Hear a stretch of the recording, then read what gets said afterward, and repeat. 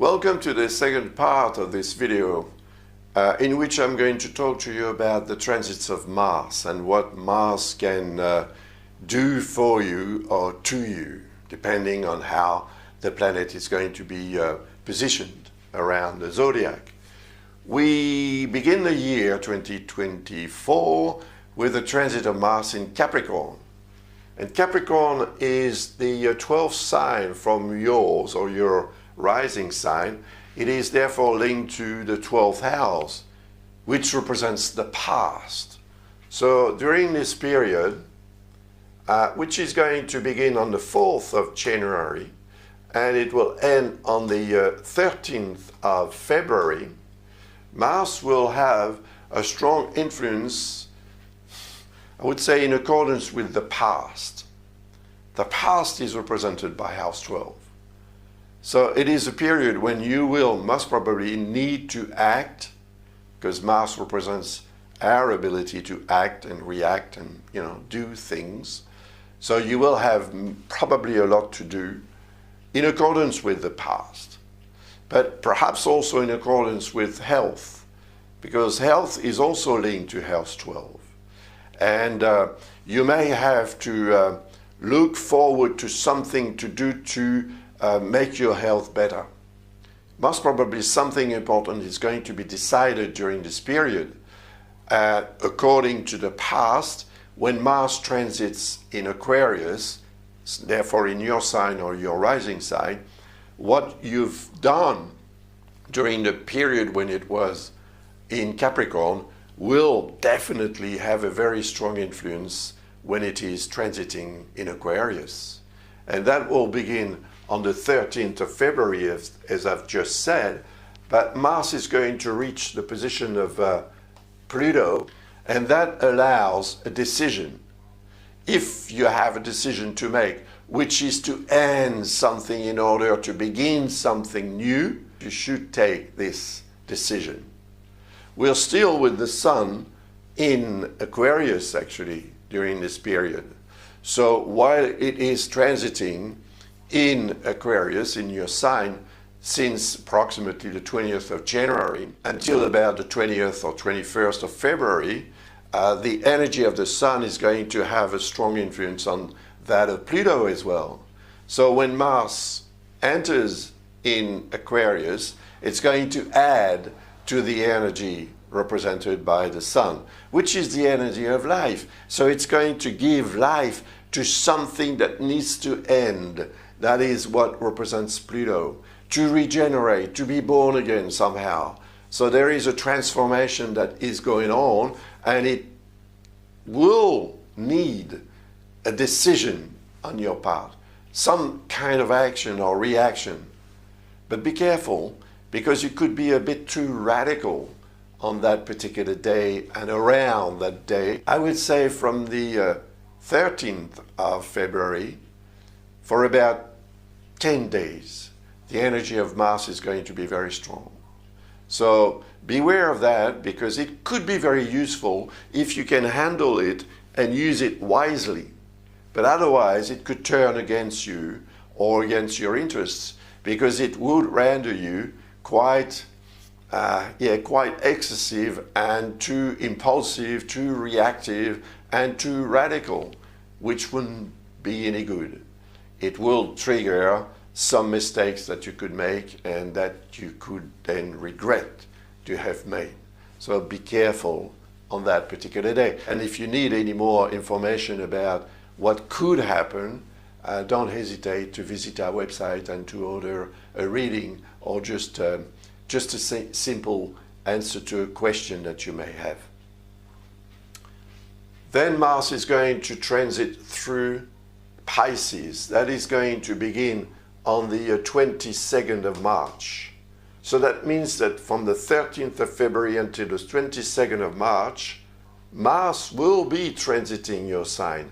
Mars will have a very strong influence on the way you behave. So try and control your existential vehicle. Don't press only on the accelerator. Remember that there is also the brakes, and they're very often needed to avoid incidents or even accidents. So be careful. And then Mars is going to transit in Pisces. It's going to reach, of course, Saturn and then Neptune. For Saturn, it will be on the 11th of April, and for Neptune, it will be on the 29th of April. So there is a link between those two. It's becoming more and more so, actually, stronger and stronger. And Mars, when it reaches Saturn on the 11th of April, allows you to decide what you are going to do concretely, rationally, objectively, to dissipate the fog that I've mentioned in the first part of this reading, or to realize a dream or an ideal situation that you would hope for yourself. But hoping as well is okay, but it's better to work and to do concretely, to pull up your sleeves and get to work to obtain the result that you want to obtain, because there will not be a magical situation there. It will have the effect of giving you back what you've worked for. It's happening in the second sign from your sign, the second house, money, the material side of life. That's where you will need to probably take a very decisive position on that day, the 11th of April. It could be the day before, the day after. It's around that day anyway. The exact conjunction will occur on the 11th of April. And when then Mars reaches the position of Neptune, it delivers the message. And the message is, let's go to work. Let's work for what we want to achieve. And let's dissipate that fog. Let's get rid of it. And then we'll see things much clearer, and you will be able to take advantage of your positive action during this period, which is going to last until the 30th of April. So that means that from the 22nd of March until the 30th of April, Mars will be in that area of your life where you will probably be much more motivated and active to deal with the situations which must probably have to do with the material side of your life. So finances, money, food, and so on. Then Mars will transit in Aries. From the 30th of April, Mars will transit in Aries, and it will reach, of course, the position of the North Lunar Node and then the position of Chiron. The position of the North Lunar Node is going to be reached on the 18th of May, and the position of Chiron will be met on the 30th of May. Now, this is the third area, or third sign from your sign or your rising sign, and there is a positive link between both. Because this is a fire sign, this is an air sign. Air and fire do mix quite well together. So when this happens, when there is a contact with the North Lunar Node, and as I've explained in the first part of this reading, the North Lunar Node represents that toward which you should be tending to go, which is actually dealing with whatever you need to deal by yourself. This is the I am sign. And you may have to sort of get away from others. Somehow there is something or someone that may be holding you back, and you want to sort of get rid of this situation in order to be able to really deal with what you want to deal by yourself. This is your own mind that is speaking. If that's the case, of course, don't hesitate to visit our website, and you will find the information to order a reading of some sort that will help you shed light and deal much more easily with the situation. because Mars is going to change sign. And when it does change sign on the 9th of June, it will, of course, transit in Taurus. And it will remain in Taurus until the 20th of July. And when it does, it will change sign to transit in Gemini, which is actually good news. But when it transits in Taurus, it's going to reach Uranus, the change. And it will be in the 4th area, the 4th house. You know, your home, your family life, your place of residence. That's where the energy of change is operating since 2018. And it will remain quite electrical in this area until 2026, most probably. But lesser and lesser as the planet nears the end of the sign. Now, there is a decision that you need to take, and there is very likely a decision that will change your situation for the better. If possible, of course. So be careful on that day when the conjunction occurs, and that will be on the 16th of July. Just try to avoid any situation that could become very suddenly either dangerous or a source of excitement that will probably lead you to make the wrong moves. Be careful. And it will be on that day. The conjunction occurs on that day, on the 16th of July. Mars will begin to have an influence about a week before, and it will continue on a week later. But the strongest influence will definitely be on the 16th of July. So try to remember that date, and then be careful. But then the climate is going to change. Mars will transit in Gemini until the 4th of September, from the 20th of July until the 4th of September. And of course, Jupiter will be in Gemini. We've seen that in the first part of the video. So in Gemini, it is transiting the 5th sign from yours, or your rising sign, and that is the area that represents the joys of life, the good things of life, luck as well. Anything to do with what is positive, with love, personal relationships, of course, children, anything nice is represented by House 5. So when Jupiter transits this area, it increases considerably the positive look that you have at life, the positive perception of what happens in life in general. So it makes you much more credible, and it increases your charisma. So you will be more attractive in many ways, and you should take advantage of this.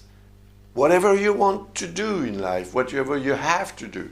It can be at work, it can be socially, it can be at home. In any way you can or you want, this transit of Jupiter is going to be very positive for a year. And when Mars transits in this sign, it's going to reach Jupiter, of course, and that will happen on the 14th of August. And that's a day to choose to try your luck, for example, or to make a very special official step toward what you want to achieve, or to declare your love to someone you want to be with. So there is a very strong positive influence that's going to converge onto your sign and therefore into your life and you should take advantage of that, of course. Because after that, Mars is going to change sign again, and it will transit in Cancer until the 4th of November. And when it is in Cancer, it will be transiting the 6th sign from your sign, which is linked to the 6th house, and it is the house that represents work and health. So there will be a lot to do at work, for example. There will be also a lot to do to take care of your health. And to make sure that everything is okay, you will have to take decisions, perhaps on a daily basis. But you see here between this sign and your sign, Cancer and Aquarius, there is what we call an conjunct, which is a configuration that represents our tendency to procrastinate, to wait too long. We know what we should do, but we wait. We are a bit lazy at times. So that wouldn't be the best decision, of course, and the best behavior.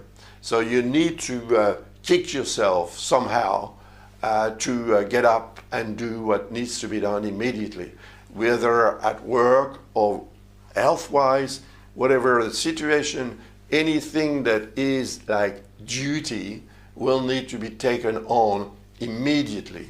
Don't wait, because otherwise you'll probably regret to have waited too long, because the situation may be worsening rather than clearing up by itself. It's not going to clear up by itself. Then Mars is going to transit in Leo, and that will be until the end of the year actually, but from the 7th of December it's going to retrograde. Mars retrograding in here, in the 7th sign from your sign. It's right across. And it represents your relationship with other people. Partnership, marriage, for example. Any situation that links you with other people. It's the way you deal with personal relationships and other important relationships. There will be tension there brought by the transit of Mars.